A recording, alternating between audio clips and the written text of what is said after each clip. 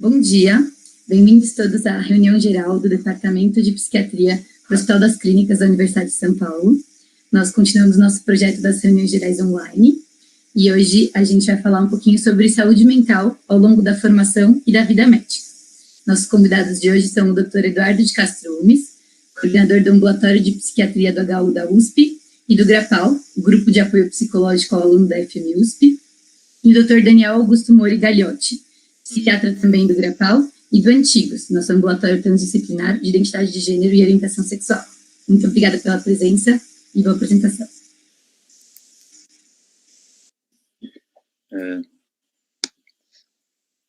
A nossa ideia hoje é fazer uma reunião geral um pouco mais dinâmica, um pouco mais interativa, até dentro da ideia de falar da saúde mental do profissional médico, o quanto que a gente tem que tomar cuidado muitas vezes para não ficar preso em um paradigma mais formal, e a gente tem que tomar cuidado com as adaptações necessárias para falar do assunto. Deixa eu só pedir aqui 3 segundos que eu esqueci de colocar o pointer.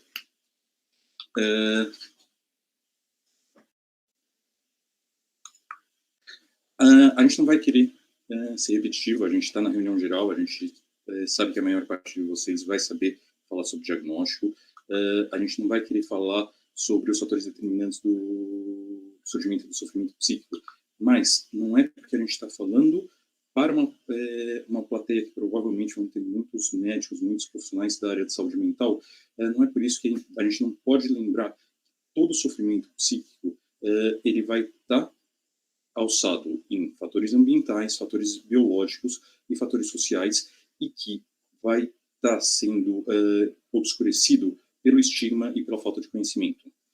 Algo que a gente vai discutir um pouco é sobre como que todas essas interações, principalmente a questão do estigma e da falta de conhecimento, vão determinar um risco maior de sofrimento psíquico. Então, eu vou pedir para o Daniel começar falando um pouquinho, passar a palavra para ele. Legal, obrigado, Umes. Obrigado, Marina, professor Orestes, professor Euria e todo mundo pelo convite. Acho que todas as vezes que eu comecei reunião geral, a maioria das vezes que eu apresentei reunião geral desde a residência, foi para falar sobre sexualidade ou transexualidade, ou apresentar caso relacionado ao assunto. Então, para mim, foi uma surpresa e muito legal ser convidado para falar sobre esse assunto, porque é outra área que eu gosto muito e aprendi a gostar muito também desde 2017, quando comecei meu trabalho no GRAPAL, mas talvez tenha vindo desde a preceptoria, quando a gente começa a ganhar um pouco mais de prática clínica, entrar mais em contato com os estudantes, com os residentes, e aí, consequentemente, ter atendido muitos estudantes e muitos residentes também me fez me interessar bastante pelo assunto. Como o Umes falou, a nossa ideia é dar um panorama geral do que a gente considera importante dentro da saúde mental do estudante de medicina, do residente, tanto do residente médico, mas a gente pode extrapolar isso também para a residência multiprofissional, e trazer bastante também da nossa experiência. Então, o GRAPAL está aí nessa configuração atual que o Umes vai falar mais tarde, desde 2017, e a gente está aqui também para trocar as nossas experiências clínicas de todo esse tempo que a gente tem e trazer para vocês. Então, fiquem à vontade para enviar as perguntas, e depois no final a gente tenta responder todas. Mas a ideia, o que eu vejo nos últimos tempos, na prática, é que vem se falando cada vez mais sobre síndrome de burnout. A gente já começa com esse assunto porque é o assunto que está mais em voga. Então, toda vez que se fala de profissional, e mesmo agora, durante a pandemia, foi algo que todo mundo considerou como sendo um risco ocupacional, considerou que os profissionais de saúde, no geral, poderiam entrar em contato com essa síndrome psicológica, que é a síndrome de burnout.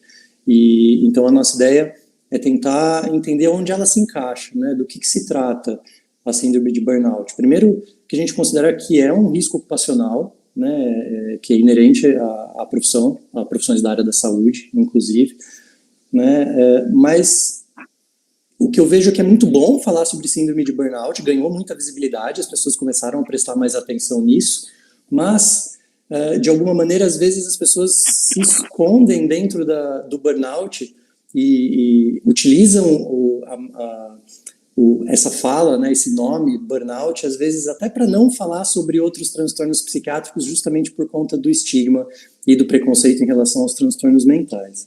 Né? Mas a gente tem que lembrar que o burnout está dentro dessa escala, né, dentro da saúde mental, dentro dos transtornos mentais. Né? A gente considera que é um risco ocupacional, né, que é algo que pode acontecer, uma síndrome que vai deixar a gente mais vulnerável ao desenvolvimento de outros transtornos mentais.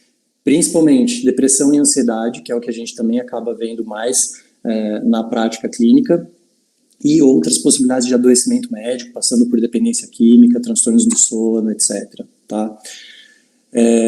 O que a gente vê é justamente esse contínuo, né? Talvez começa com o burnout, que é uma síndrome de esgotamento profissional, né? que vem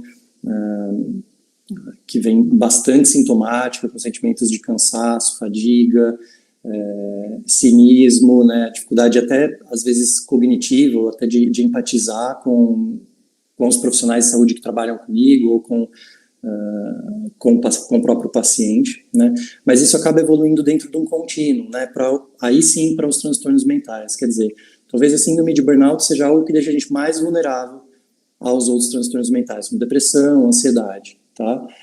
E isso, obviamente, pode levar a desfechos mais desfavoráveis, tá? O suicídio, talvez, ou as tentativas de suicídio, talvez seja o maior exemplo dentro disso, né? E a gente sabe que, hoje em dia, a gente acabou de passar por um mês de Setembro Amarelo, tanto que o suicídio é algo prevenível em termos de transtornos psiquiátricos, né? O quanto que a gente tratar os transtornos psiquiátricos, a gente também entra como prevenção do suicídio. Bom. E é bom a gente lembrar dos desfechos desfavoráveis individuais, né? O que isso pode acarretar para o indivíduo, todo esse contínuo de estabelecimento de transtorno mental, né? Entre o burnout, o adoecimento e os desfechos mais desfavoráveis secundários ao adoecimento. O maior deles é o absenteísmo, né, o maior número de faltas. Isso é algo que na prática a gente vê também, né, então tanto os alunos quanto os residentes faltando nas aulas, nós vendo, às vezes, dando desculpa, alguma desculpa para não ir, né, ou até faltando de plantão, ou ligando para a coordenação dizendo que não está conseguindo ir.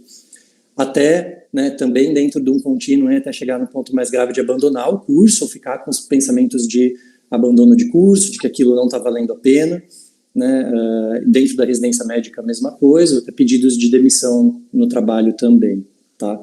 Isso acaba acarretando uma grande rotatividade de profissionais, né, se a gente não cuidar do ambiente de trabalho, também do local onde o profissional de saúde está inserido, porque, e a gente sabe que uma maior rotatividade de profissionais também dificulta o vínculo entre os profissionais, o que pode gerar um ambiente não tão favorável, né, e vai também acabar afetando a qualidade do aprendizado, né. A gente sabe o quanto os transtornos psiquiátricos, no geral, também vão mexer com a parte cognitiva, né, e o quanto que isso vai acabar atrapalhando o desempenho nas provas e até o desempenho para o estudante de medicina durante as provas de residência médica, né. Comorbidades, como eu falei para vocês, então isso acaba gerando comorbidades entre os próprios transtornos mentais, né, depressão junto com a dependência química, que a gente vai falar um pouquinho mais para frente, e com doenças clínicas, especialmente as doenças cardiovasculares, tá? Culminando aí com, talvez, o desfecho desfavorável que a gente tenta prevenir o tempo todo, que são os suicídios.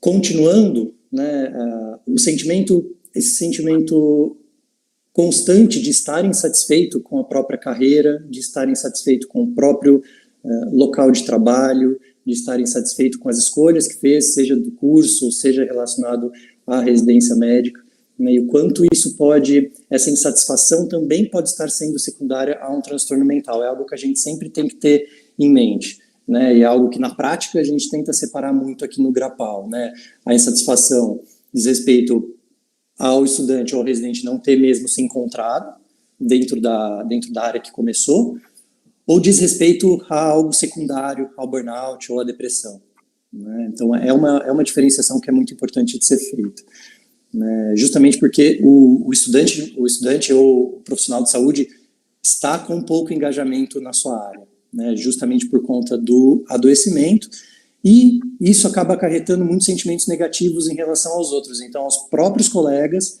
aos familiares, né? Então não é raro que os familiares dos estudantes, os familiares dos residentes também procurem ou orientem a procurar ajuda porque notaram alguma alteração de comportamento, né? Seja no sono, seja na irritabilidade, na falta de paciência, seja no isolamento social dessas pessoas, tá?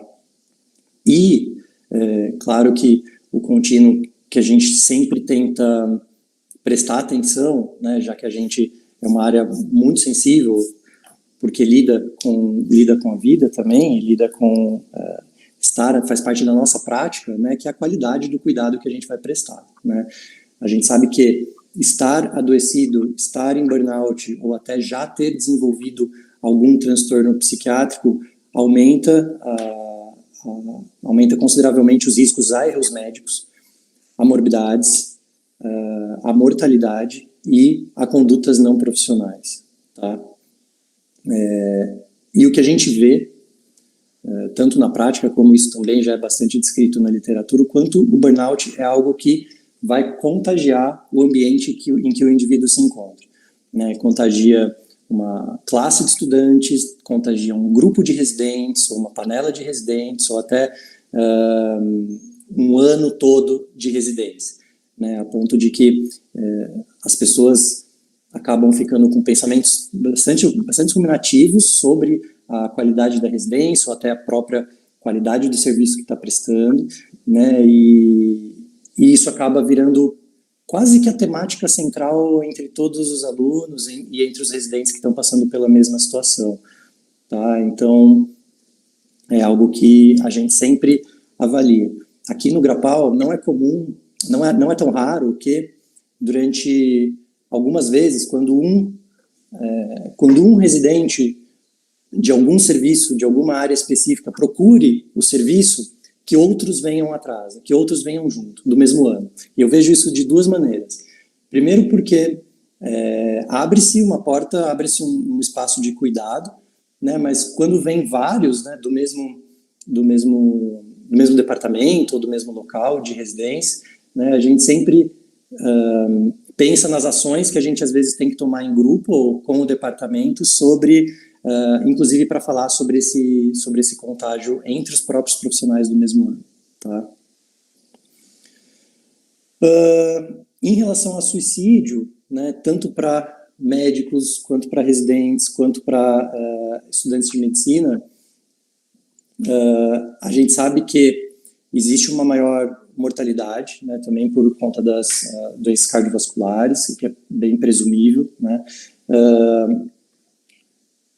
Apesar de os estudantes ou os residentes terem ali mais conhecimento de autocuidado, né, e às vezes até acesso ao diagnóstico precoce, às vezes tem algumas barreiras que a gente tem que ficar atento, mas isso acaba muitas vezes diminuindo aí a mortalidade. Tá? Mas é algo que a gente tem que ficar atento também durante a anamnese. Em relação ao suicídio, o que a gente sabe é que pessoas do sexo masculino, principalmente os profissionais aí do sexo masculino, aumenta em 70% a prevalência em relação à população geral, né? E quando a gente compara com profissionais do sexo feminino, chega de 250% a 400% maior a prevalência em relação à população geral, tá?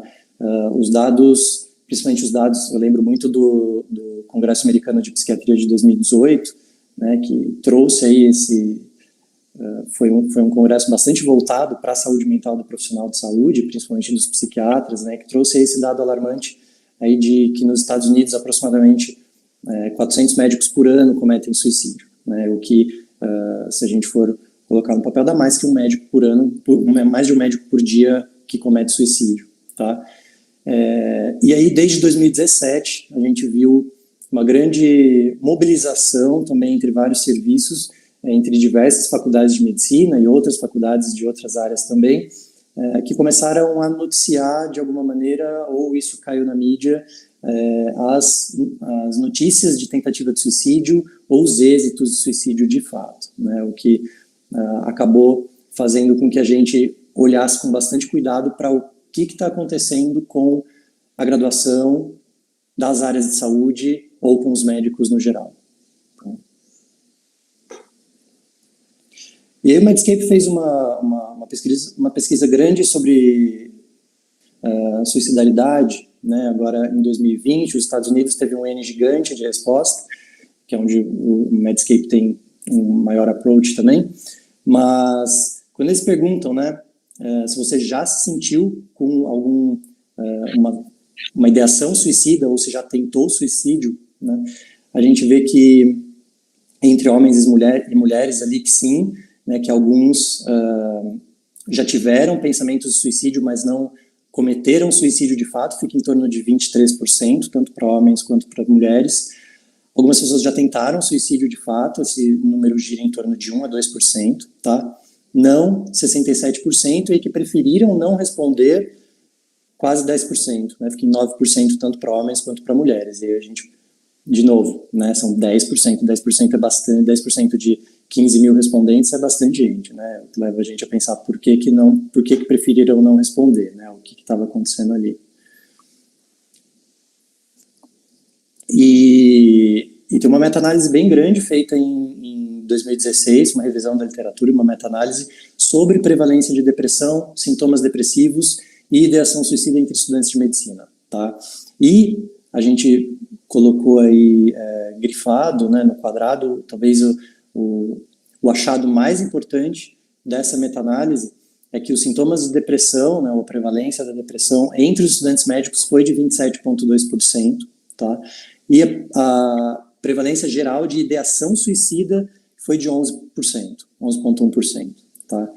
E dentre esses estudantes de medicina que testaram positivo, né, para esse screening de depressão, apenas 15,7% buscaram tratamento psiquiátrico, né? Então, o que leva a gente a pensar automaticamente em quais as barreiras que acontecem, tanto no sistema de saúde quanto as barreiras individuais, né, ou até da nossa área mesmo, da área médica mesmo, quanto do sistema de saúde ou da instituição ou do sistema de saúde no qual o estudante está inserido, o que aconteceu para que não buscasse ajuda, né? E, de novo, talvez a gente caia aí na questão do estigma.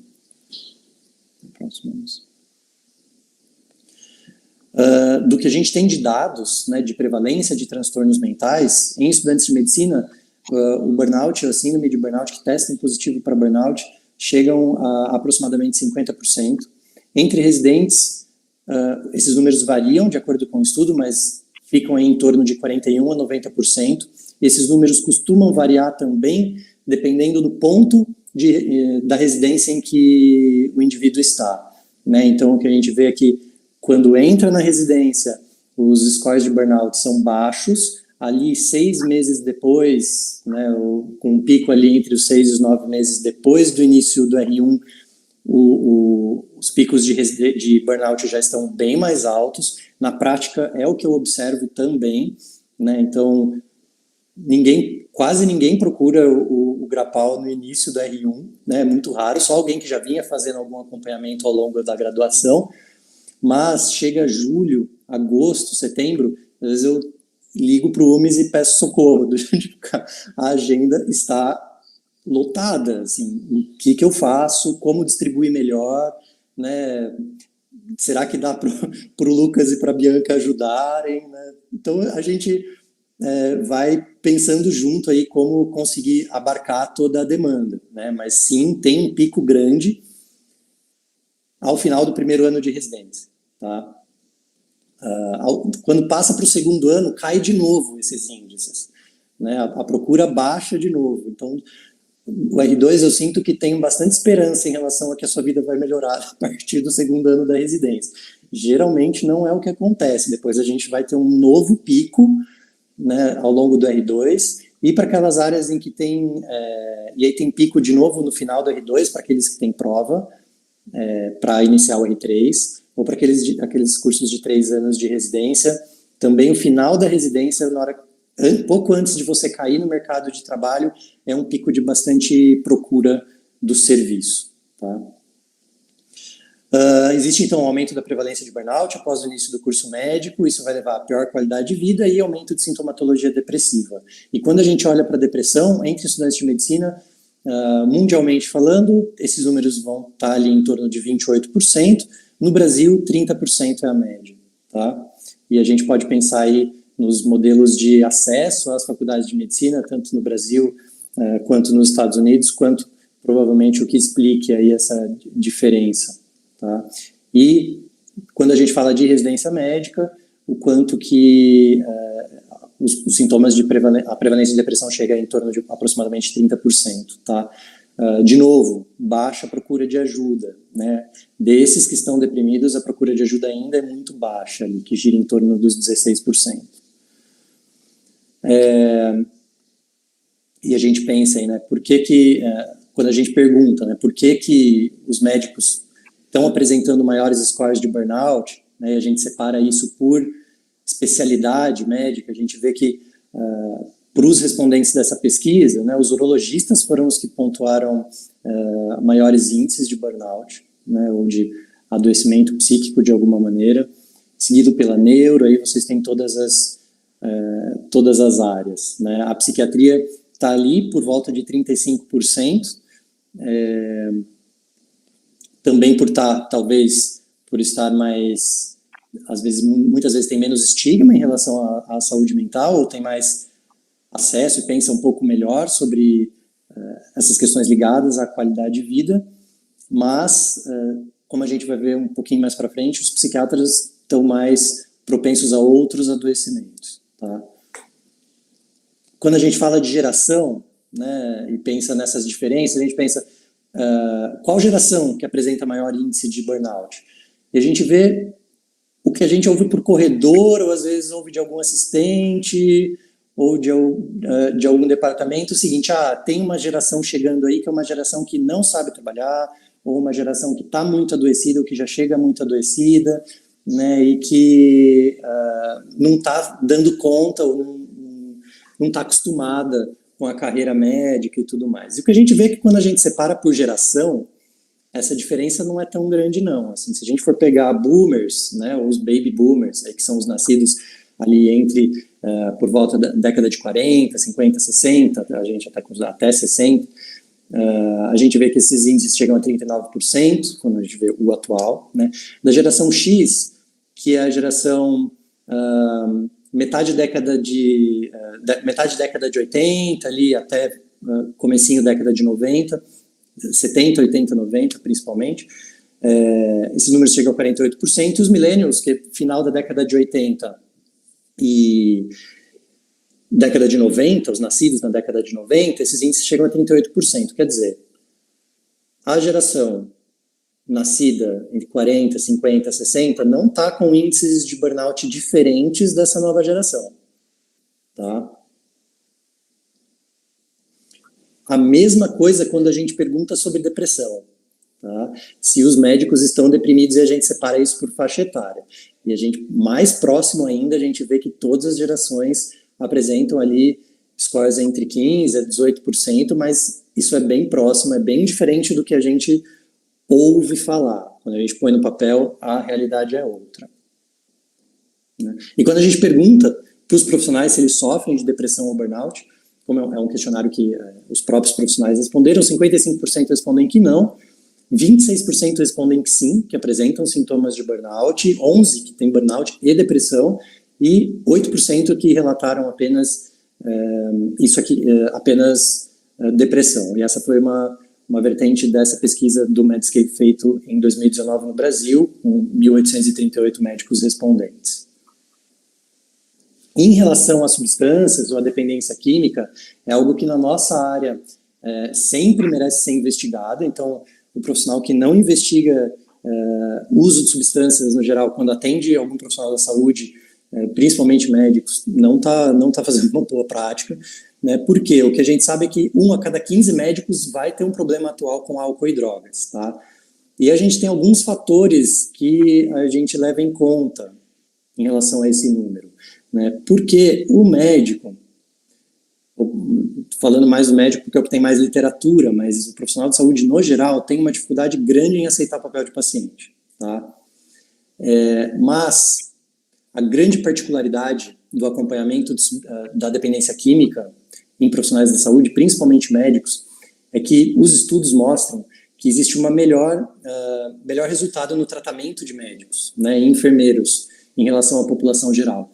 Enquanto a gente, muitas vezes, num CAPS-AD ou no serviço de álcool e drogas, a gente consegue taxas de sucesso bem relativas e bem baixas em relação à manutenção de abstinência, por exemplo, pela população geral, quando um médico ou um enfermeiro, um profissional da saúde está inserido dentro de um ambulatório específico, a gente consegue altíssimas taxas de engajamento no tratamento e altas taxas de manutenção de abstinência, né? E essas taxas chegam a 70%, 80%, que para um médico que trata dependência química são taxas muito altas, tá? De manutenção de abstinência.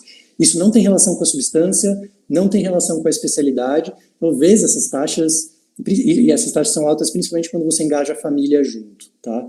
E talvez o que eu e o Umes a gente discute bastante é o quanto essas maiores taxas de sucesso também estão ligadas, talvez traços ou perfis mesmo de personalidade desses médicos. Então, às vezes, um perfil mais obsessivo ou um perfil de personalidade no qual...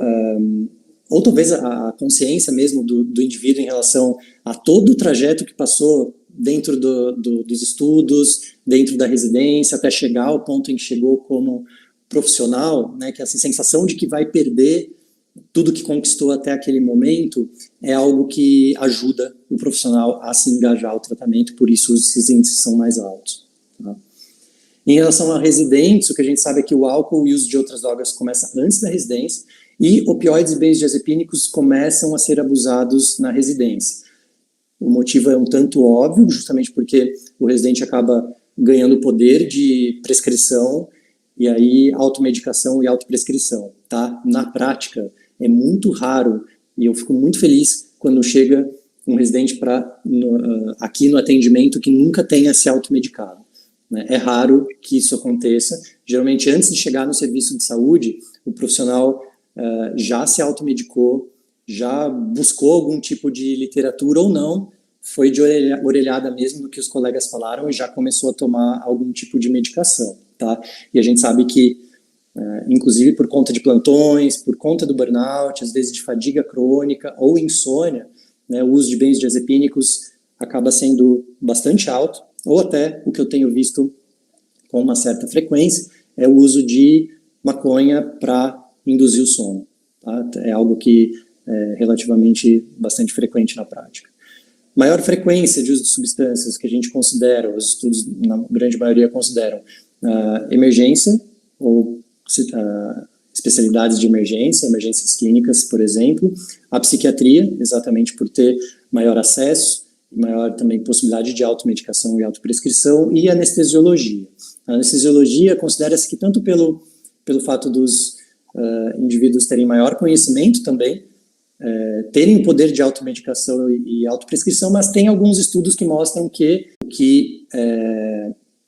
o que eu vejo também na prática é que existe alguns mantras que tanto estudantes quanto os residentes ou outros profissionais da saúde vão carregar, que é o primeiro mantra: eu posso cuidar de mim mesmo, tá? O que a gente sabe que não funciona na grande maioria das vezes, tá? De que o conhecimento é protetor, e nem sempre é protetor, às vezes sim, a gente precisa de uma outra pessoa. Eu sei o que é dependência química, né, não tem problema, que eu estou bebendo uma garrafa de vinho todo dia, né? Então, é um outro mantra que a gente tem que tomar cuidado e tem que abordar. E existe nos corredores, não só da nossa faculdade, como eu imagino que de diversos outros serviços, quando a gente conversa com eles também, mas uma sensação de orgulho profissional e de conspiração do silêncio, né? E a gente sabe que essa sensação de que eu não posso nem expor o meu colega ao lado, nem expor para os colegas ou para os serviços ou para os meus superiores que eu estou passando por algum problema, o quanto isso vai levar a uma maior demora para buscar algum serviço, e a gente sabe que demora é igual a gravidade para a maioria dos casos. Ok? Então, a gente vê que a correlação entre burnout e depressão é uma correlação complexa, né? Existem fatores de risco similares, existe uma predisposição, existe uma sobreposição diagnóstica, mas talvez duas coisas que sejam muito comuns para burnout e para depressão seja a questão do estigma, principalmente quando a gente fala em relação aos transtornos mentais.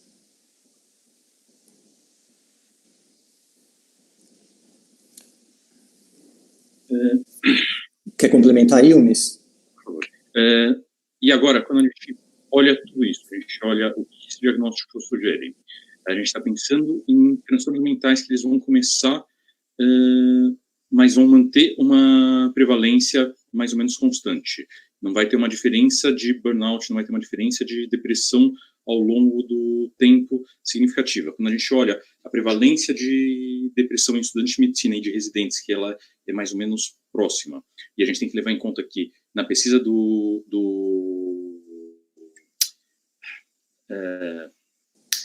Medscape. Obrigado.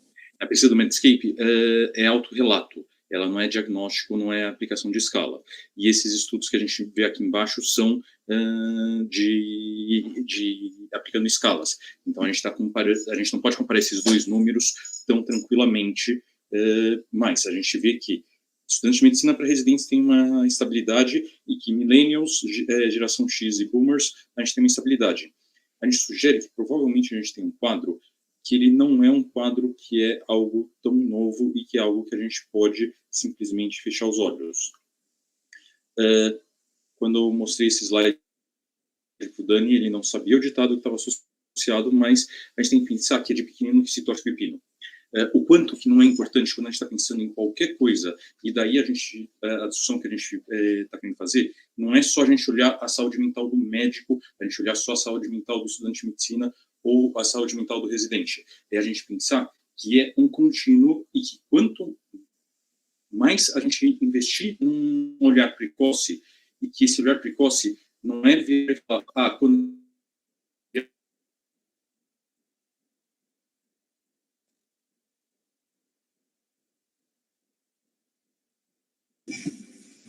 Acho que travou um pouquinho aqui.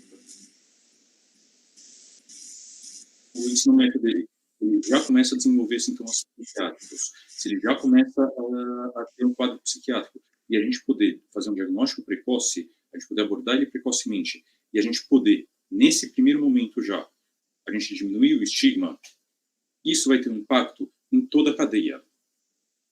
Não só é importante a gente pensar que, nesse sentido, mas também é importante a gente pensar que tem fatores relacionados a tudo isso que vão passar, inclusive, pelo nosso papel.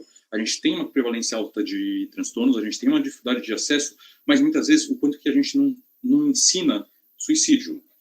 E aí eu achei legal eu lembrei desse quadro do Rembrandt quando eu estava pensando nessa aula, porque eu lembro que a primeira vez que o tema suicídio estudante de medicina apareceu para mim, eu estava no segundo semestre da faculdade. E foi uma aula de anatomia, em que o monitor de anatomia, um aluno do segundo ano na época, ensinou para a gente que o melhor lugar para morrer por suicídio não era por aquele acesso que a gente estava estudando, que o melhor método letal era outro acesso e como que você teria que se preparar para cometer suicídio. Ou outros momentos em que as pessoas discutiram que se você for tentar com medicação, você não vai tentar com essa medicação, você vai tentar com aquela medicação, porque aquela medicação é uma medicação que tem uma maior letalidade, que ela tem um acesso mais fácil, e o quanto que a gente não tem, não só o conhecimento, quanto o acesso às medicações. E aí, pensando nesse contínuo, o quanto que a gente não tem que tomar muito cuidado na hora de falar sobre suicídio. Quando a gente vai falar de suicídio com a mídia, uma das coisas que é importante a gente sempre lembrar as pessoas se a gente vai falar sobre o suicídio, ele está ligado ao adoecimento, é importante a gente falar sobre tratamento.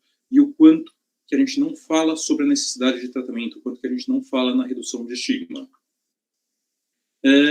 Muitas vezes os casos vão cair na mídia, talvez porque a gente esteja aqui no serviço. Ficou muito famoso 2017, quando a Cláudia Colucci publicou na Folha a matéria sobre as tentativas de suicídio, e muitas pessoas vêm falar para a gente sobre isso, trazem essa foto do Estamos Juntos, que é uma iniciativa muito legal dos estudantes. Mas tem outros casos que muitas vezes passam não tão falados, como uma faculdade de Minas, que já nos últimos 2 anos e meio, mais ou menos, teve 8 mortes por suicídio, ou nesse congresso que o Dani falou em 2018, em Nova York, próximo desse congresso tinha tido a morte por suicídio de um estudante de medicina da NYU, e durante o congresso teve uma morte de um residente, e o quanto que isso mobilizou, e o quanto que é importante a gente não pensar só na hora que vai para as manchetes, ou quando a gente tem um evento fatal, como a gente teve um colega semana passada que estava no fim da residência dele e morreu por suicídio, aqui em São Paulo. O quanto que a gente não tem que estar mobilizado para poder sair disso e para a questão mais precoce. Não só isso, a gente tem que pensar que a gente está falando, quando a gente fala de burnout, a gente sempre usa essa foto. E eu acho que essa foto, ela mexe muito comigo, porque a gente está pensando em um quadro contagioso, muito prevalente, e que tem um impacto de saúde pública, e que muitas vezes a pessoa não vai ter uma crítica do que está acontecendo. Muitas vezes, ele vai estar andando, e a gente trata como se a pessoa fosse conseguir andar desse jeito, andar muito bem, andar sem contaminar as outras pessoas, sem queimar as outras pessoas. Mas a gente vê que, na verdade, o que a gente está tendo é uma quantidade muito maior de pessoas que estão pegando fogo, muito maior de pessoas que estão se consumindo, e que talvez a questão seja a gente passar de falar de burnout, mas o quanto que o que a gente tem não é um incêndio criminoso, e o quanto que parte do papel não é nosso em olhar e falar o que nós estamos cuidando das pessoas, o que nós estamos cuidando das nossas instituições, e o que a gente não está fazendo para mudar a cultura. Frequentemente na medicina a gente vai falar, mas sempre foi assim. O fato que sempre foi assim não significa que a gente não possa melhorar o ambiente institucional. O fato que sempre foi assim não significa que a gente não possa aperfeiçoar as instituições. E o fato que sempre foi assim não significa que a gente não possa refletir sobre as nossas práticas. Então, o quanto que a justificativa do sempre foi assim não é uma justificativa. E aí entra, por exemplo, o que o Daniel falou. Mas agora os millennials são a geração mimimi. O quanto que é a geração mimimi, ou o quanto que eles têm um jeito diferente de falar sobre o sofrimento deles, e que aí, como eles falam de um jeito diferente, tem pessoas que vão responder que sempre foi assim, ou tem pessoas que vão vir e falar, meu Deus do céu, como que eles estão reclamando disso? Não, a gente tem que refletir sobre qual que é o nosso papel e qual que é o papel institucional. E nisso, talvez passe pelo fato que a gente está sendo um pouco efetivo na questão de diminuição de estigma.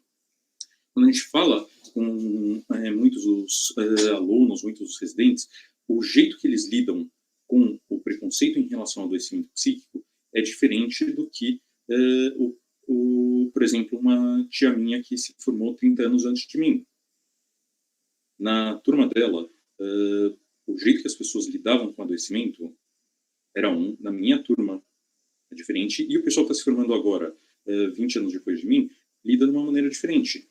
Então, o quanto que parte do que a gente percebe não passa por essa redução do estigma, mas também tem que passar por a gente poder abordar os fatores ambientais e os fatores sociais, para que a gente possa fazer com que a cobrança, o autocuidado, a gente lide de uma maneira mais tranquila com a competitividade, e, voltando desses tempos de pandemia, a gente possa pensar nos espaços para socializar. A gente tem criado espaços virtuais para socialização, e a gente cuidar para que o ambiente não seja tão conturbado, que a gente não fique tão sozinhos quando a gente tem que lidar com situações limite. E aí, quando a gente pensa no estigma, a gente tem que pensar, como psiquiatras, qual vai ser o nosso papel na educação para a redução do estigma. Não pode ser um papel só do psiquiatra que fica sentado no consultório e fala com o paciente, vamos diminuir. A gente tem que pensar que é muito presente em estudantes de medicina e médicos, e que isso é um reflexo da sociedade que a gente vive. O quanto que o departamento de psiquiatria ele está inserido em diversos pontos, e é muito legal, inclusive, ser convidado para participar de aulas no primeiro ano, no segundo, no quarto e no internato, em que a gente pode discutir e a gente pode ajudar a reduzir o estigma associado ao transtorno mental, ao adoecimento psíquico e ao próprio adoecimento. O quanto que o Grapal não tem um papel durante a graduação e também durante a residência, indo para falar com os programas de residência, tendo contato próximo com a Coreme, e é importante a gente poder participar de todas as situações para a gente poder reduzir o estigma. E a gente tem que pensar que a gente não pode ficar só no nosso pedaço. É importante que a gente vá em outras sociedades, a gente vá falar com outras especialidades para diminuir esse estigma, porque muitas vezes os colegas vão estar adoecidos. E, como o Dani falou, esse aqui vai ser o único estudo que eu vou citar e mostrar alguma tabelinha, mas esse é um estudo que eu acho que ele é muito bonito, que ele mostra o quanto que a gente tem que lembrar que a distorção cognitiva não vai estar presente. Então, o quanto que é importante que a gente possa olhar para a pessoa que a gente acha que não está bem e ajudá-la. Por quê? Porque ela vai considerar que falar com alguém pode ser arriscado, ela pode achar que as pessoas vão perceber ela de maneira diferente, ela vai estar menos predisposta a procurar ajuda. Então, a gente não pode olhar como algo que a gente está isolado, a gente tem que olhar para as pessoas que estão à nossa volta. E aí, podendo diminuir esse sofrimento psíquico, diminuindo esse preconceito, diminuindo o estigma associado. Quando a gente vai pensar nas instituições, a gente tem diversas instituições que a gente pode participar, fomentar que as clínicas, que os grupos realizem reuniões de equipe para discussão, tenham uma divisão mais saudável de trabalhos, não ficar, por exemplo, uma questão que eu vou ficar só tirando a história, eu vou ficar só examinando o paciente, eu vou ficar só pedindo os exames e eu vou ficar só fazendo a avaliação armada do paciente. Isso pode parecer uma coisa que vocês vão dizer, não acontece. A gente entrou em contato com clínicas que funcionam assim. E parte da discussão foi o quanto que vale a pena, o quanto que não vale a pena a pessoa poder passar por todos esses setores, porque aí ela não se sente tão desconectada e ela vai poder se sentir melhor e mais integrada na equipe. Fazer agradecimentos públicos, ter premiações, e não só premiações para maior nota, mas premiações para pessoas que vão ter um reconhecimento, por exemplo, o residente que cuida dos outros, a pessoa que trabalha bem em equipe, poder fazer retiros em equipe, ou, por exemplo, quando começou o ano, antes da pandemia, a gente teve um jantar para a recepção dos novos residentes. Tem 2 semanas depois, ou 1 semana depois, teve a festa dos residentes que estavam se formando. E poder ter esse tipo de organização, seja ela organizada pelo departamento, como foi a recepção dos novos residentes, seja ela organizada pelos próprios residentes. A gente poder criar serviços de aconselhamento, como o Grapal, ter programas da instituição, seja ela para os alunos, para a residência ou para os profissionais, que vão lidar com situações difíceis, como erro. E aí o objetivo de uma reunião clínica é não ser apontar e falar, porque o Daniel deveria ter feito assim, mas poder sugerir e a gente poder repensar as condutas, para que a gente, pensando as condutas, a gente possa aperfeiçoar e não recriminar a pessoa e dizer que, meu Deus do céu, como você não pensou nisso, que era óbvio. A gente poder lidar com uma situação que é crescente nos ambientes de saúde, em todo o mundo, que é a questão de violência contra os profissionais de saúde e violência contra os médicos. E como que muitas vezes os residentes, os alunos, não que os já formados já tenham isso tranquilamente, mas quanto que para eles é um fantasma especialmente importante. A gente poder ter intervenções direcionadas ao indivíduo, aumentando o cuidado, diminuindo e prevenindo o desgaste, e a gente investir em resiliência. A gente poder pensar que se a gente investir numa resiliência, não só do indivíduo, mas a gente poder ajudar a que o ambiente lide melhor com as pressões e transmita isso de uma maneira mais tranquila para os indivíduos, a gente pensar numa resiliência institucional, isso tem um papel essencial para aquele ambiente fique mais harmônico. E aí isso não vai ser só nas festas, a gente pode pensar em programas de bem-estar, com atividades esportivas, então ter competições de na quadra do IPQ, a gente poder pensar em um grupo de corrida, pensar em atividades como as escadas do IPQ com exposições de fotografia, programas de cinema, de teatro, música, dança, em que as pessoas vão estar indo frequentar ou elas vão se organizar para assistir num lugar ou fazer um sarau, uma reunião geral. Incentivar programas de meditação, incentivar programas sociais, mas o incentivar não pode ser algo só que vem do departamento, do Instituto de Psiquiatria ou de qualquer outra instituição, mas é importante que tenha uma participação das pessoas e muitas vezes elas propondo algo, elas fomentando algo, porque a gente sabe que algo que venha só top-down não tem uma persistência, não tem uma duração tão importante. Então é essencial que a gente possa pensar em algo que vai incluindo a comunidade. Individualmente, além da educação, a gente tem que pensar na aula de BLS da autoescola, ou quando BLS, quem fez medicina, o que é no suporte básico de saúde. Uma das primeiras coisas é que a gente tem que tomar cuidado para que se tem um acidente na estrada, a gente não esteja envolvido num acidente também. A gente tem que colocar a sinalização e a gente tem que se proteger. E como que a gente pode fazer isso? A gente tem que pensar em ter atividade física, não necessariamente os 150 minutos por semana, mas a gente poder colocar alguma coisa, porque pouco é melhor do que nada. A gente poder prestar atenção no nosso padrão de sono. A gente organizar para comer direito, não comer um lanchinho enquanto está vendo a reunião geral. Poder ter uma exposição à luz solar, nem que seja você virar e falar, eu vou andar um pouquinho na hora de discutir um caso no HU e fazer a supervisão em um espaço externo, que é algo que a gente tem feito agora que a gente está na UBAS. A gente poder ter um animal de estimação, como o Dani tem, mas eu prefiro, esse aqui é o Frederico, o cachorro do Dani, eu prefiro me tratar como um animal de estimação. A gente tem que tomar cuidado com as tecnologias. Teve um estudo, acho que foi de Yale, que saiu em 2018, que eles viram que colocar uma trava em redes sociais teve associado a não só a pessoa se sentir menos solitária, o que por si só já é paradoxal, como ter melhores scores de sintomatologia depressiva. Então, tem um impacto do uso excessivo de redes sociais. A gente fala, não, porque aqui no Brasil a média é usar umas 3 horas, a gente poderia diminuir para 1 hora o uso de rede social diária. Não. Eles colocaram uma trava para 15 minutos de uso de rede social. A gente cultivar os relacionamentos pessoais, a gente poder conversar com as pessoas, a gente poder lidar com a realidade de uma maneira positiva, a gente tomar cuidado para ter hobbies não relacionados à área de estudo, e o mais importante é a gente lidar com os nossos limites, tanto reconhecê-los como aprender a dizer não.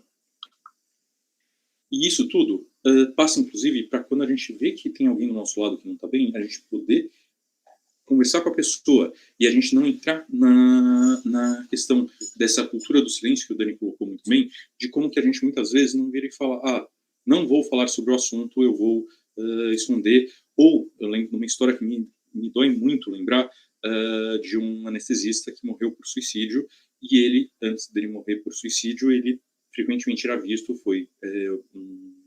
na verdade foi uma sobrecarga de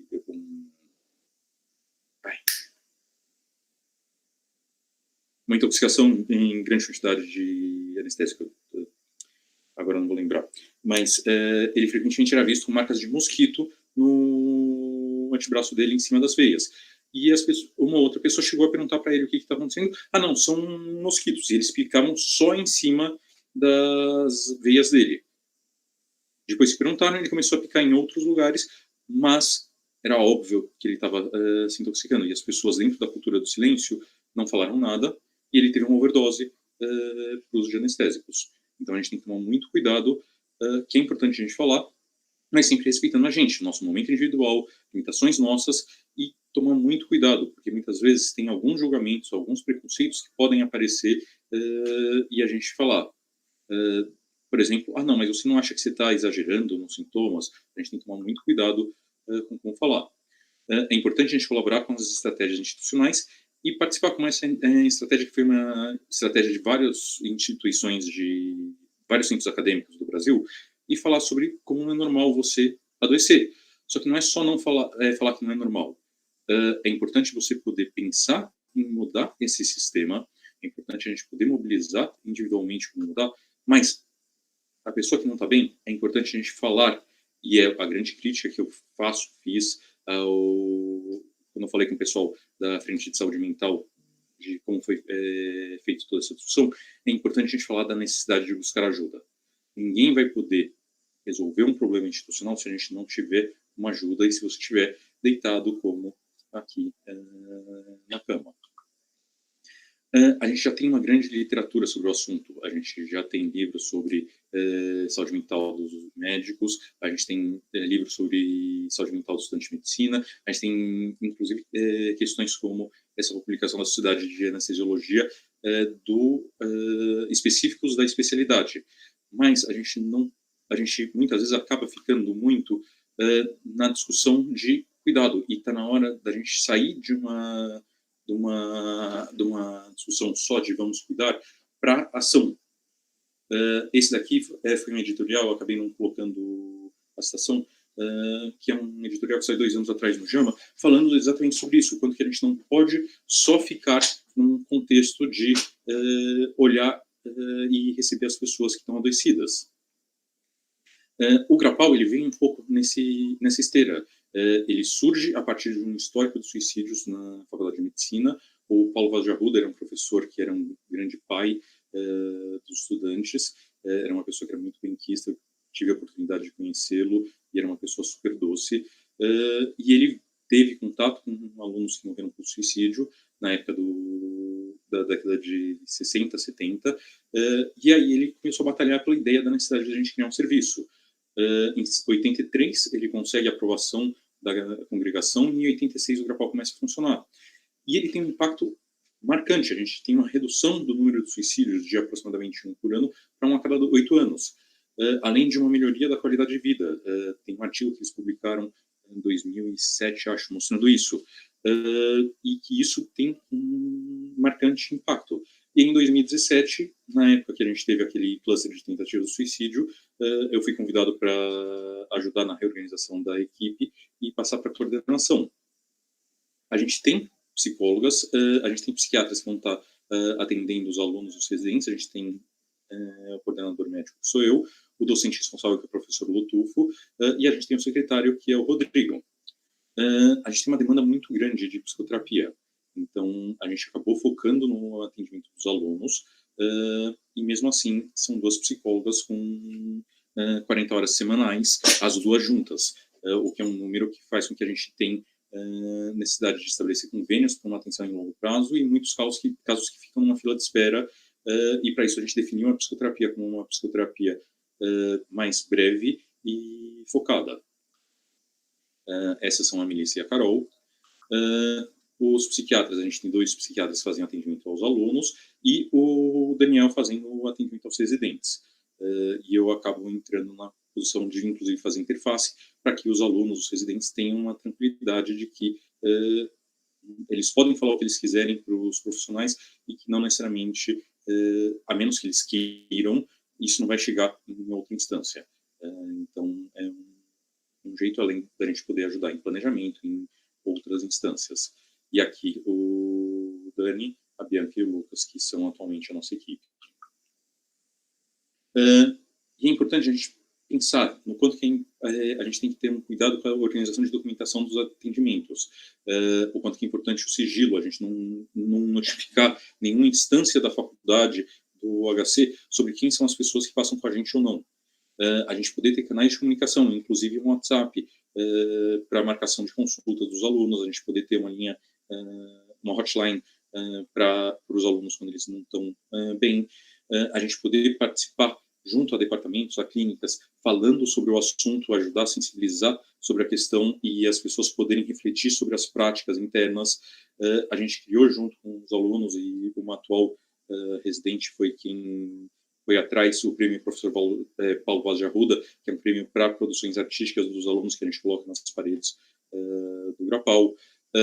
A gente participa da recepção dos calouros e convoca os alunos da Fono, Físio, Medicina e TO para uma entrevista, para a gente já precocemente detectar, para a gente precocemente mostrar o serviço e ajudar a diminuir esse preconceito, esse estigma relacionado ao adoecimento psíquico. E E, entre outras intervenções, a gente também tem um ciclo de conversa com os alunos de temas, inclusive, que eles ajudam a pensar conosco. Que esse ano, infelizmente, parte importante dessas iniciativas não puderam acontecer por conta da pandemia. Muito obrigado.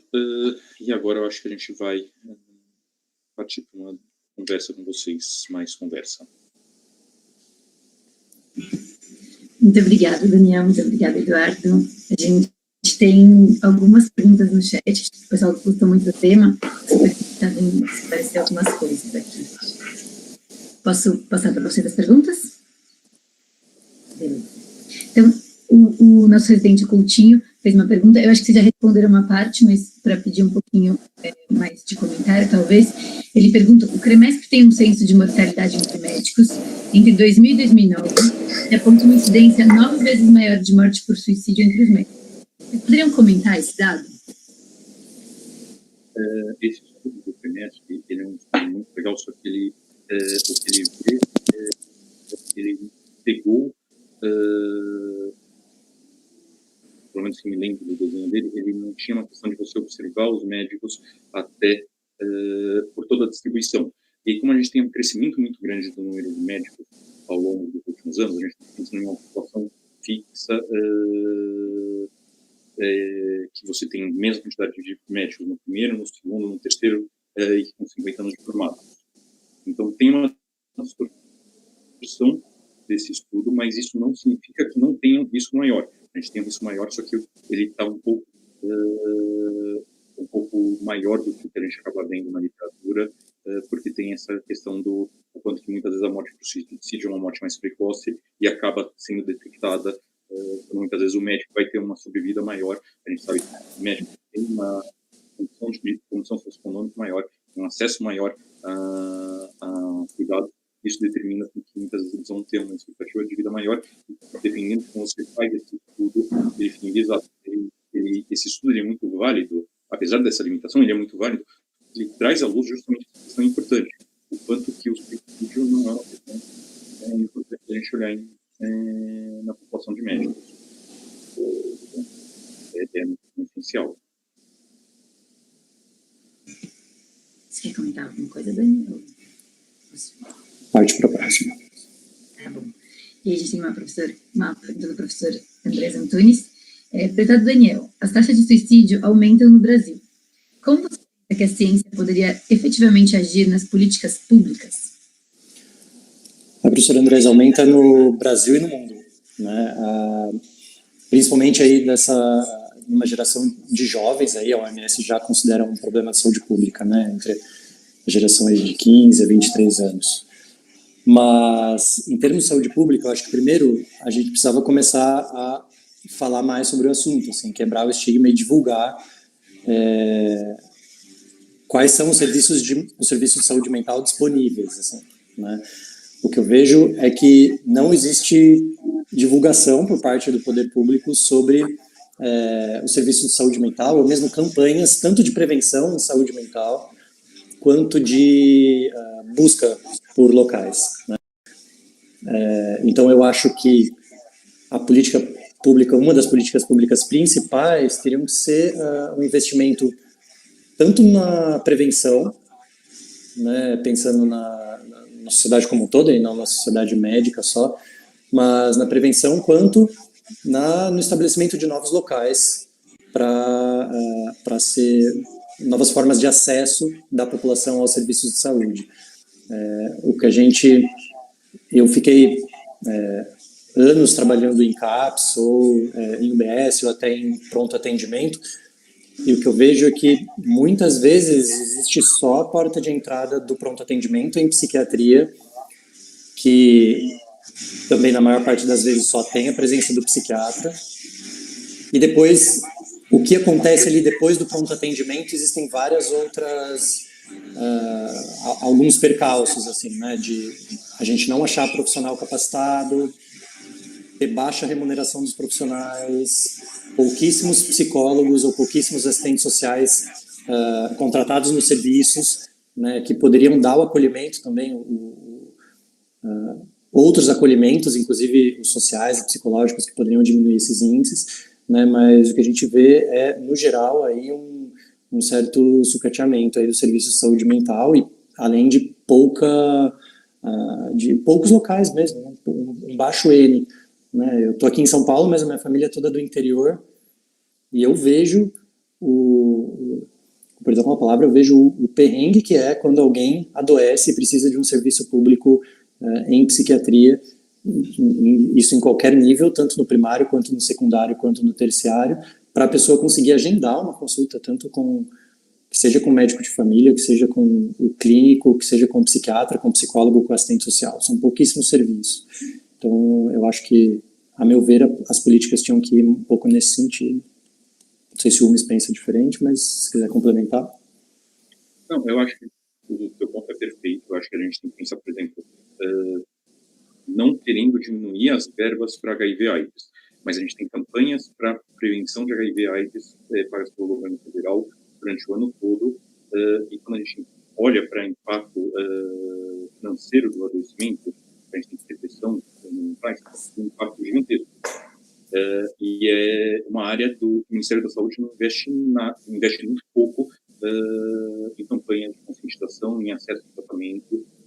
Muitas vezes a gente tem falta de medicações, por exemplo, recentemente me disseram que olanzapina no Nacional de Alto Custo, em diversas unidades da federação, está com dificuldade de acesso, enquanto a gente vê uma questão de campanhas, que eu lembro de uma campanha que teve quando eu estava na residência, que foi patrocinada pelo Ministério da Saúde, que era uma árvore com um raio caindo sobre ela e falando sobre o quanto PCT era uma coisa que era terrivelmente perigosa. Então, o gasto que você tem no governo federal, muitas vezes é um gasto que reforça o estigma relacionado à psiquiatria. Então, que é importante a gente poder fazer uma alocação de recursos, fazer uma alocação de recursos adequado, não é só você virar e falar, vamos dar uma canetada a gastar, a gente tem que gastar bem dinheiro, e permitir que as pessoas tenham acesso, permitir que a gente tenha uma redução do estigma para que a gente possa ter uma diminuição. E, em paralelo, acho que um fator que é importante é que a gente tenha tido uma maior quantidade de notificações de suicídio, porque a gente tem uma diminuição do estigma, algumas coisas quando estava na faculdade, falavam que você não podia colocar no atestado de óbito que a pessoa morreu por suicídio. Eu lembro que eu fui ver uma aula fora, se falava sobre emergência, falavam, não pode falar falar que é suicídio, porque senão a pessoa pode ser processada, porque senão alguém da família pode ser processado, porque senão a pessoa não vai receber o dinheiro do tributo. E hoje a gente tem uma notificação importante disso, mas mesmo assim a gente tem uma notificação importante, tanto que existe uma notificação obrigatória de tentativa de suicídio e automutilação, que não é a notificação que foi criada, que tentaram criar para as escolas, é uma questão que já tem alguns anos, essa notificação obrigatória, e são muito poucas as pessoas que fazem notificação obrigatória. Quando a gente faz a notificação obrigatória, frequentemente a gente recebe de volta dos órgãos de vigilância, dizendo, você não podia ter feito isso assim, e acaba em vez da pessoa virar e falar, olha só, faça assim e melhore, não, é simplesmente você não devia ter feito assim, e aí, se você tiver um serviço que não vai fazer a coisa direito, se você não tiver um profissional que quer fazer a informação chegar, muitas vezes a informação se perde e acaba a gente tem uma notificação obrigatória.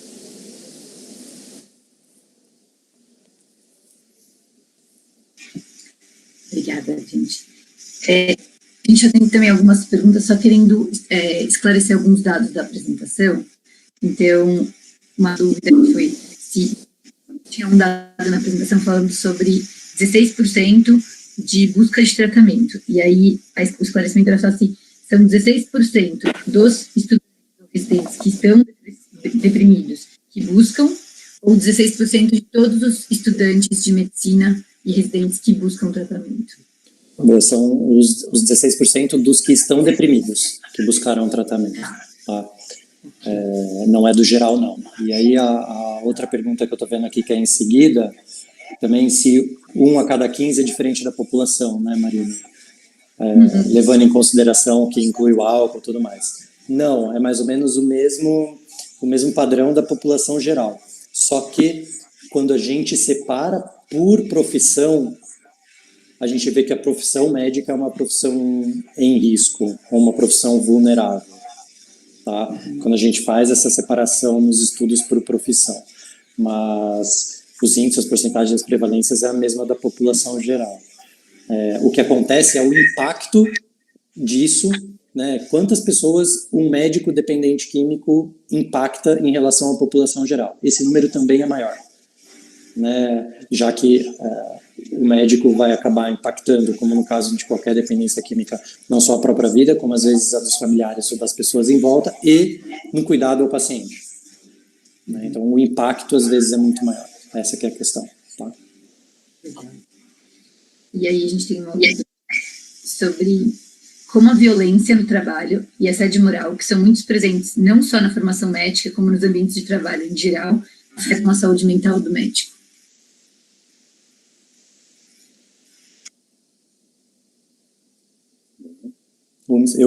Boa.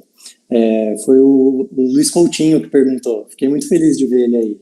E Luiz, você pode ficar bravo comigo depois, mas eu vou divulgar um negócio que durante a apresentação o Umes falou que as estratégias de prevenção e as estratégias de combate ao estigma não precisam vir da instituição, elas podem vir dos próprios alunos ou dos próprios residentes e tudo mais. E aí ontem mesmo eu vi no Instagram um post da Amerusp, que eu sei que aí que eu vi que você também é o secretário de saúde mental da Amerusp, e eu vi que a Amerusp vai começar aí um trabalho muito legal, que são os grupos operativos de atendimento a médicos residentes, né, que são grupos de discussão do Zoom, numa parceria com profissionais do SEDES e tudo mais, e eu fiquei muito feliz, assim, são estratégias que são incríveis de quebra de estigma, mas também de cuidado, assim, eu achei isso muito legal, então parabéns, quando eu vi teu nome lá eu fiquei super feliz, e é uma ótima pergunta, porque, claro, é um tanto muito claro que tanto violência no trabalho quanto assédio moral vão impactar de maneira absurda a saúde mental, assim, vão nos deixar vulneráveis, e a questão talvez não seja só um episódio de violência, só um episódio de assédio moral, é a constante exposição. Na prática é isso que eu vejo, você ser exposto constantemente a essas situações, né? E aí a gente acaba ficando com sintomas ansiosos proeminentes e não é raro que eu veja aqui situações ou até diagnósticos de transtorno de estresse pós-traumático frente a algumas situações que o residente ou o aluno da graduação passou em algum momento da sua formação, tá? Mas é algo que a gente tem que estar atento e é preciso também que uma das maneiras de combater isso é criar espaços de comunicação, né, para que esses episódios de assédio, violência, a gente precisa combater na raiz, é claro, né, porque isso vai levar ao adoecimento.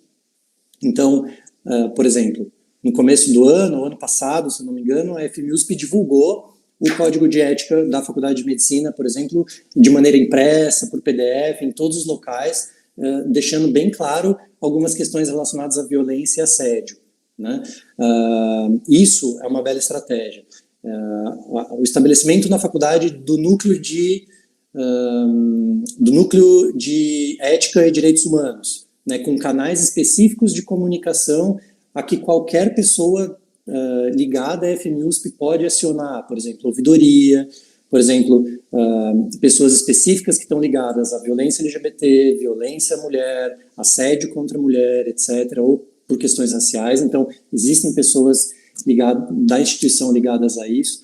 Então, eu acredito assim, isso ocorre, isso faz parte da cultura não só da nossa instituição, mas de várias, como a gente muito bem sabe, mas é preciso, para melhorar a saúde mental, divulgar essas estratégias que todos os serviços têm para que as pessoas que sofram algum tipo de violência ou assédio moral procurem, se sintam acolhidas e se sintam encaminhadas para serem ouvidas. De alguma maneira, a gente comece a mudar aí a cultura institucional. Tá?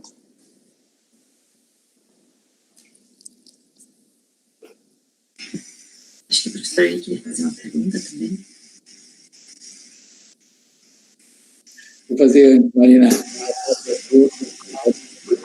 Boa tarde, Daniel. Muito legal, Eduardo Umes, ter vocês aqui falando na nossa reunião geral, contando de experiências que já tem uma certa consistência ao longo desses anos, né? Bacana ver quanto vocês evoluíram e quanto vocês refletiram sobre o assunto. 2 pontos que eu gostaria de comentar e ouvir a opinião de vocês. Eu tenho sempre dificuldade com esse termo burnout, né? Essa síndrome de esgotamento. Eu queria perguntar quanto que esse conceito você acha que ajuda o trabalho de vocês ou não, uma vez que o Daniel que estigma contra a síndrome de burnout. Eu imaginei que quando criou essa síndrome, você está falando de um fator de risco ao trabalho, à atividade laboral, que contribui para um sofrimento psíquico e, muitas vezes, quando modificado, tem um impacto na melhora desse mesmo expressão psicopatológica, né, dessa mesma psicopatológica. Então, eu imagino que isso foi criado e trouxe uma vantagem em sentido de pessoas que estão vivendo essas situações, procurar ajuda. Mas eu imagino também que várias situações, esse fator de risco mesmo modificado não melhore, ou não seja o suficiente, e para mim, cria mais confusão ainda aos nossos sistemas de diagnóstico, né? Quantos desses quadros a gente chamaria de depressão se não tivesse esse conceito de transtorno ansioso ou uma reação de ajuste?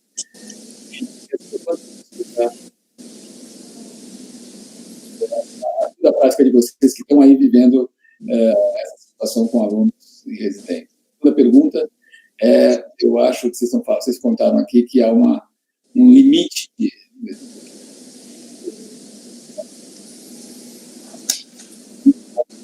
vai oferecer mais serviços, tanto aos alunos quanto aos residentes.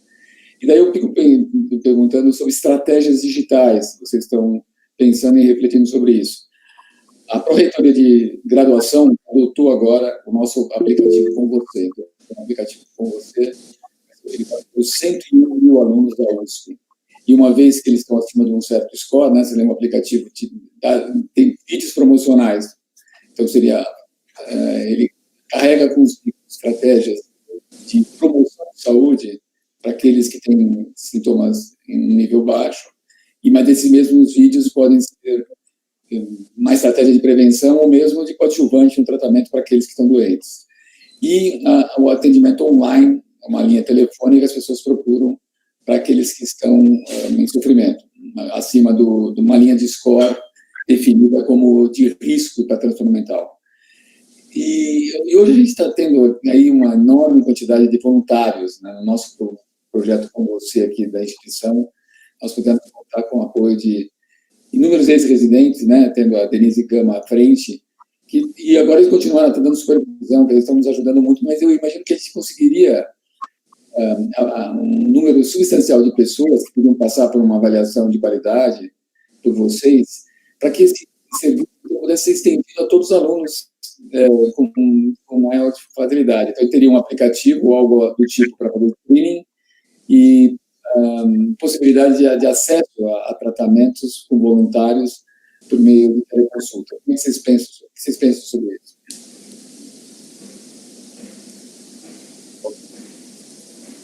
Quer começar? Pode. Eu vou começar da primeira, depois vamos para a segunda, acho que. Primeiro, sobre a questão do diagnóstico do burnout. Eu acho que a gente tem que tomar muito cuidado, que eu acho que é uma coisa que você colocou, talvez não tão claramente, mas que eu acho que é uma coisa essencial da gente ter muito cuidado. O burnout, ele não é um diagnóstico que ele vem para a psiquiatria, ele é um diagnóstico da saúde ocupacional. A gente vai ter uma sobreposição muito recorrente do diagnóstico do burnout com quadros depressivos, de transtorno de ajustamento, e aí eu acho que é um papel essencial de nós, como psiquiatras, a gente poder ter esse olhar do trabalho, não vai ter, de poder pensar nas estratégias para manejar isso, não só a gente poder olhar na questão da questão do trabalho. Muitas vezes a gente tem que ser como a gente tem no Grapal, a gente vê, e aí o Dani estava falando, como muitas vezes tem um fluxo de uma residência específica, o quanto que muitas vezes a gente não pode funcionar como uma medicina do trabalho, para a residência, nesse aspecto do trabalho, levantar uma bandeira, e a gente normalmente procura os serviços para falar com os diretores do programa de a gente tem visto, como muitas vezes tem o afastamento, a gente muitas vezes vem para a questão do afastamento, o que a gente poderia fazer, o que a gente poderia pensar em ajudar, até para a gente poder pensar em mudanças do programa, poder pensar em melhorias internas junto com as pessoas, não, e a gente sempre tenta fugir da coisa de virar e falar, porque você tem que fazer isso, você tem que fazer aquilo, muito mais uma coisa de uma construção conjunta com o presidente, com os gestores, com os assistentes do programa, para que não adianta, se a gente não tiver um engajamento local, isso vai acabar não funcionando.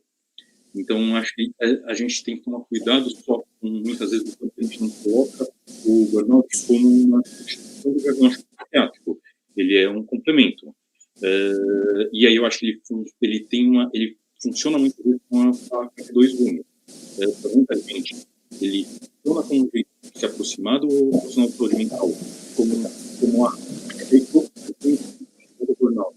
Eu aceito mais tranquilamente passar com um psiquiatra, passar numa psicoterapia, mas algumas vezes a pessoa coloca como só é um burnout, então não tem nada que me afeta, e aí a gente tem que mudar só o serviço, a gente não tem que olhar para o meu sofrimento, e exatamente o que você trouxe, eu acho que você foi muito feliz no jeito que você trouxe, e quando a gente trata essa comorbidade psiquiátrica, a pessoa vai melhorar e vai, muitas vezes, deixar de ter o que foi percebido como algo de burnout, e que era muito mais uma manifestação que a pessoa direcionava ao trabalho e não tanto um burnout presente.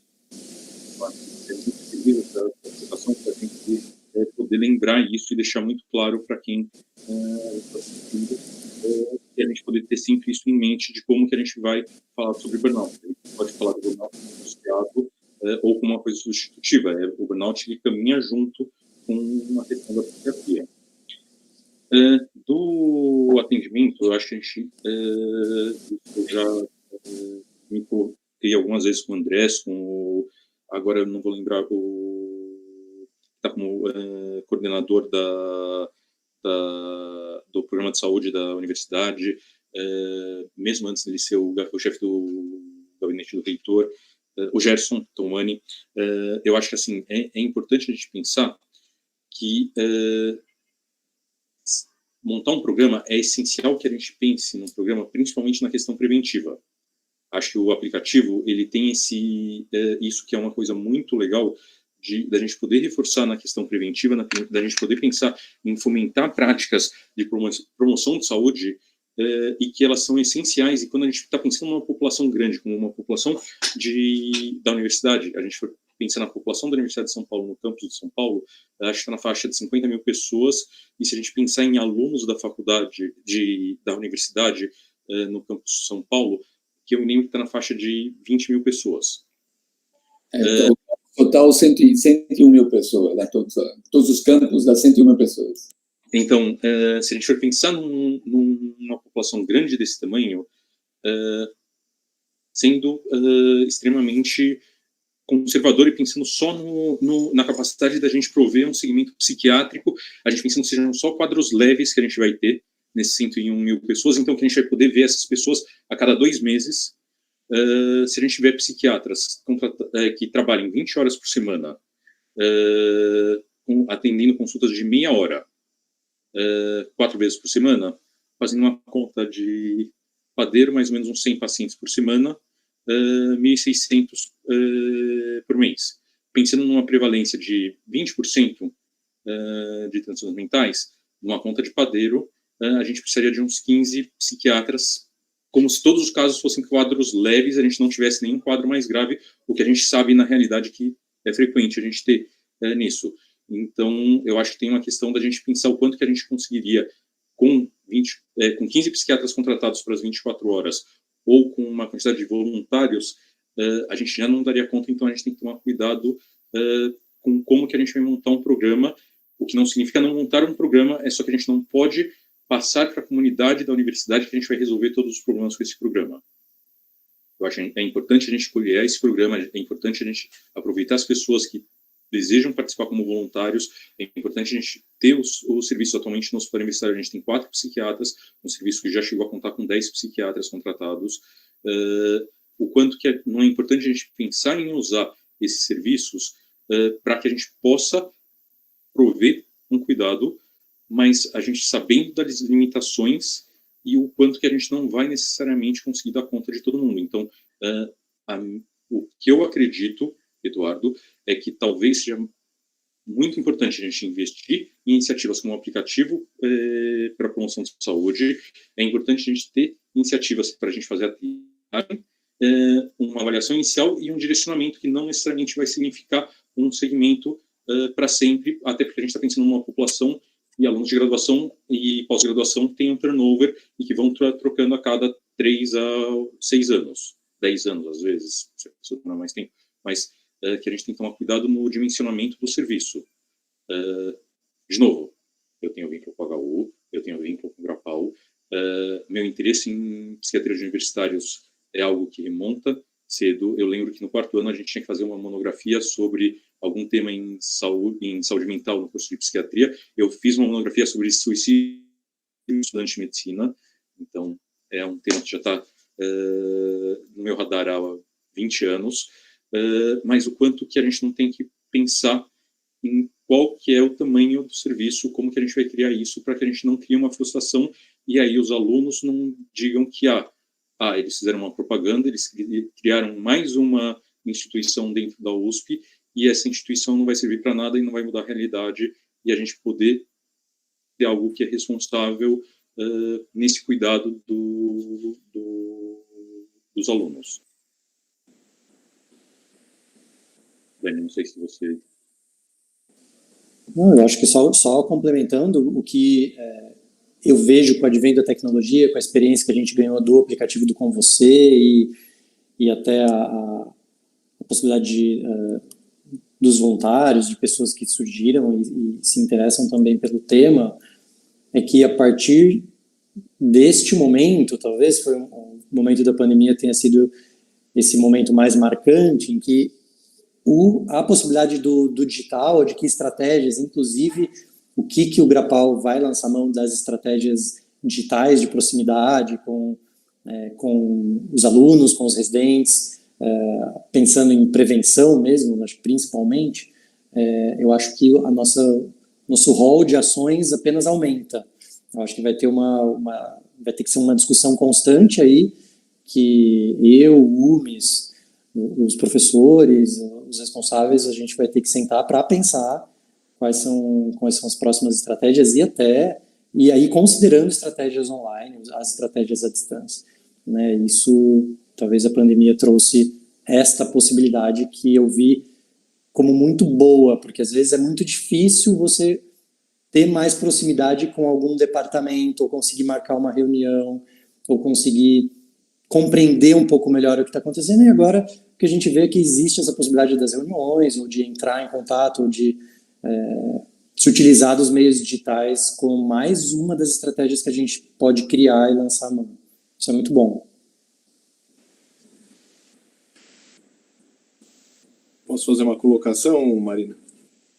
Antes de mais nada, parabéns não só pela apresentação, Rumes e Daniel, que foi excelente, mas também pelo trabalho de vocês, que é de extrema relevância. A gente vê como esse problema está perto da gente, né? Está rondando, está dentro de casa, e a gente às vezes tem dificuldade de enxergar uma coisa muito próxima. Eu recebi uma notícia semana passada de que houve um residente da Unifesp que se suicidou. Não sei os detalhes, não conheço a pessoa, mas assim, só de ter essa notícia, a gente é invadido por uma tristeza muito grande, né? Um sentimento de que alguma coisa em algum lugar falhou. Então, acho que esse trabalho é de extrema relevância mesmo. A minha pergunta, eu queria, na verdade, um comentário que eu peço a vocês, é mais ou menos continuação da primeira que o Eurípides fez, sobre a questão do burnout, mas esse burnout eu entendo como sendo algo que se insere na questão da diátese, ou seja, você tem um fator de estresse, um fator precipitante ou vulnerabilizante e uma predisposição prévia que os indivíduos têm, e essa interação que vai dar, eventualmente, a doença mental, né? assim, burnout é um termo novo, na minha época ele seguramente existia, a gente sentia isso, mas não tinha esse nome. Mas a pergunta que eu faço é que, será que os buffers, né, aqueles mecanismos compensatórios que a gente lançava a mão para lidar com o estresse do curso de medicina, da residência, eram mais eficientes na época? Tem alguma coisa faltando hoje, ou seja, alguma mudança conjuntural, ou talvez do acesso àquilo que a gente fazia para se defender do burnout, né, que era frequentar a atlética, frequentar o show, centro acadêmico, coisas do tipo, né? Será que esses dispositivos funcionam pior hoje em dia? Essa, assim, é uma pergunta que eu faço de alguém que está numa geração um pouco mais velha que a de vocês e talvez tenha um olhar de alguém que convive mais de perto, né? Em relação à diátese, claro que tem aí questões genéticas, questões sociais e eventualmente história psiquiátrica prévia nos nossos sujeitos, né, os nossos pacientes, alunos e residentes, né? Isso é mapeado, quer dizer, esses fatores de risco que cada um leva são mapeados para uma atitude talvez mais proativa, ou a gente simplesmente espera acontecer o sofrimento para avaliar o que está acontecendo? Como é que o Grapal lida com isso?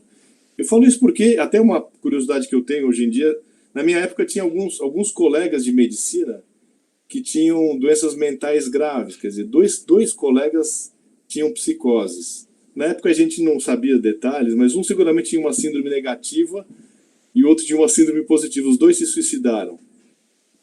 E um terceiro que tinha uma dependência grave do álcool e que também faleceu ao longo do curso, e a gente desconfia que foi uma forma de suicídio também. Eu queria saber se vocês veem esses casos no Grapal.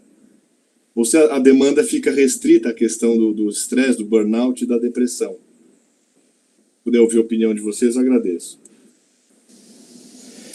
Em relação à primeira, professor, o que eu vejo é que, de alguma maneira, diminuiu um tanto o engajamento em algumas atividades que seriam as atividades de relaxamento, ou coisas de currículo extra que a gente faz e que sente um grande prazer e se dá super bem e tal. Adorei, inclusive, que o senhor lembrou do show medicina. Mas existe uma certa resistência em se engajar, e eu vejo duas possibilidades. Assim. Uma delas em que vejo menos engajamento em todas essas atividades que a faculdade propõe, e às vezes algumas pessoas até, e isso é algo que a gente já discutiu há algum tempo no Grapal, algumas pessoas acabam se engajando demais em várias atividades. Isso também leva a algum tipo de sofrimento psíquico, assim, né? O que o Umes falou de saber dizer não, né? Que o currículo oculto, que o professor Paulo Salé comentou aqui no chat do YouTube, também aumentou durante a faculdade. Então, durante esses últimos anos, eu vejo a possibilidade de o que fazer, convites, no que eu vou me colocar, ou certas pressões em algumas escolhas, do tipo, você tem que ser da Atlética, você tem que ser do centro acadêmico, e as pessoas acabam pegando muita coisa para fazer, né? Ou você não vai ser um bom médico se você não começar um currículo científico, não for lá para sua iniciação científica, e às vezes aquilo foge totalmente do perfil do estudante, mas ele sente aquilo como uma pressão que ele precisa chegar.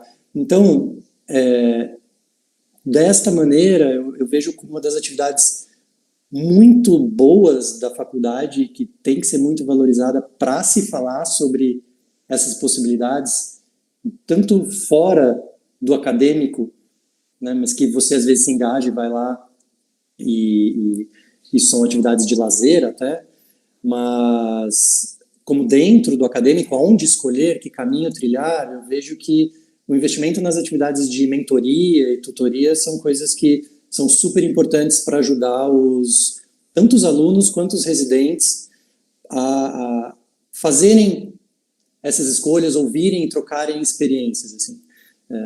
As atividades de mentoria são super conhecidas para a graduação, mas eu vejo que não são todos os programas de residência, por exemplo, que adotam as atividades de mentoria, né, que colocam lá o residente para conversar com os seus tantos colegas quanto alguns supervisores ou tutores mais velhos, que poderiam ali ajudar o residente a direcionar um pouco a sua carreira acadêmica, profissional e tudo mais.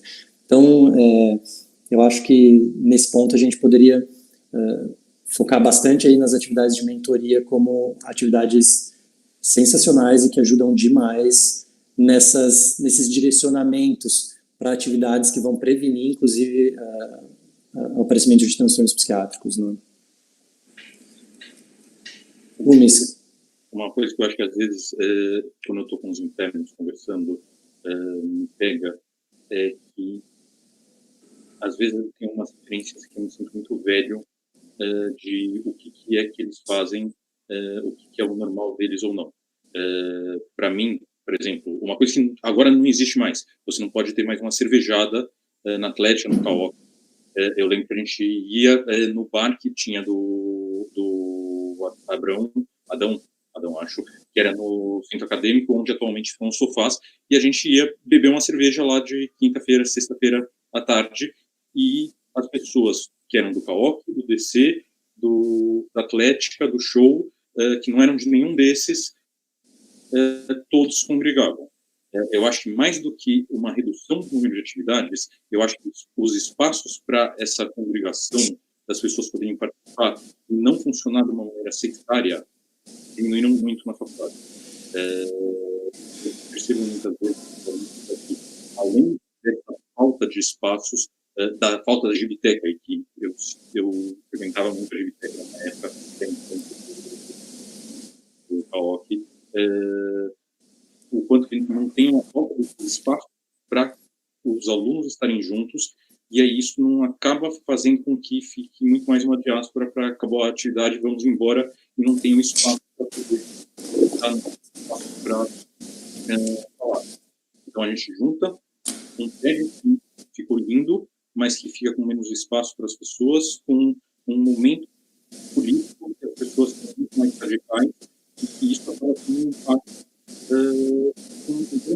nós somos estudantes, muitos colegas que estão na faculdade como assistentes, assistentes, como docentes,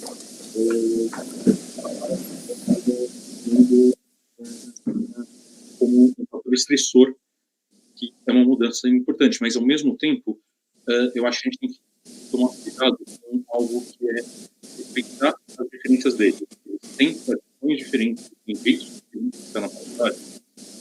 E eu olho e falo, por exemplo, eles têm um ritual de, quando eles saem do ambulatório, como que eles vão fazer o conjunto de atividades na hora do almoço. E aí eu não vou falar para ele aqui para ficar gravado o conjunto de atividades, porque senão eles tirem essas atividades e as coisas não podem que eles fazem depois de almoçar. Mas eles têm um conjunto de atividades, um conjunto de pequenos rituais que eles fazem, nos grupinhos deles, e isso está funcionando. Eles são mudanças que eles têm, espaços que estão aproveitando, e que eu acho que talvez passe, inclusive, por a gente poder pensar em como fomentar que isso seja melhor ocupado, e não só dizer que não existe mais o que tinha no meu tempo. A gente poder ajudá-los a conquistar esses espaços de uma maneira mais sistêmica. Eu acho que aí entra um pouquinho o que a gente colocou naquele slide da diferença dos millennials, do geração X e Boom. Talvez seja algo muito mais da gente poder ajudá-lo. Não aconteceu o que eu lembro que teve comigo no começo da faculdade. Eu fui conhecer o professor Lacasse no museu. Não era uma peça do museu, ele era o coordenador do museu.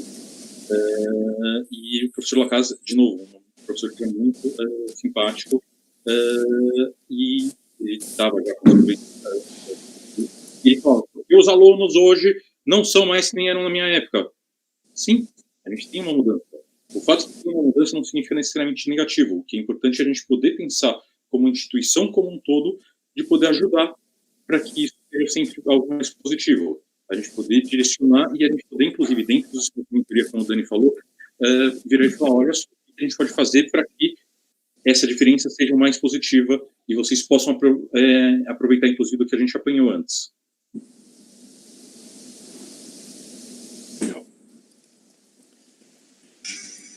Obrigada. A segunda pergunta eu não Querem fazer alguma... A segunda pergunta era assim, só uma ideia, assim, o quanto que vocês costumam ver no Grapal casos que fogem desse perfil burnout e depressão. Super. A gente acompanha, assim, professor. Eu por exemplo, que estou um pouco mais na linha de frente dos atendimentos dos residentes, né? Então, o que eu vejo, sim, é que às vezes as pessoas já chegam com uma história psiquiátrica, tratando ou não tendo tratado, mas, sim, tem uma porcentagem grande de pessoas que fogem apenas desse contínuo, burnout, depressão e tudo mais. E geralmente os que fogem do contínuo também chegam para se tratar, assim, né? O Grapal acolhe essas pessoas também. Bom, Marina, mais alguma pergunta da audiência? Yuri? Tinha algumas, mas acho que a maioria foi respondida. Eles também falaram da professora Salé, etc. Queria agradecer, muito obrigada pela apresentação a todos, Daniel e o Unis, que são ótimos, né? Tenho bastante conversa com eles. E queria também convidar todo mundo para a próxima reunião geral da semana que vem, que vai ser com o Dr. Oswaldo Pereira de Andrade, professor de Psiquiatria Geriátrica da Universidade de Western Australia, e ele vai falar sobre prevenção de depressão, benefícios e riscos. Só que, como, por causa da diferença de tempo, a reunião vai começar às 10 horas. A gente vai mandar para todo mundo ir fazer um convite, que é um convidado muito especial. A gente quer semana que vem. Muito obrigada, Eduardo. Muito obrigada, Daniel, pela presença e pela apresentação e pela ajuda que você tem dado a todos os residentes, alunos e, enfim, os residentes da psiquiatria também, que passam com vocês. Obrigado, Obrigado, gente.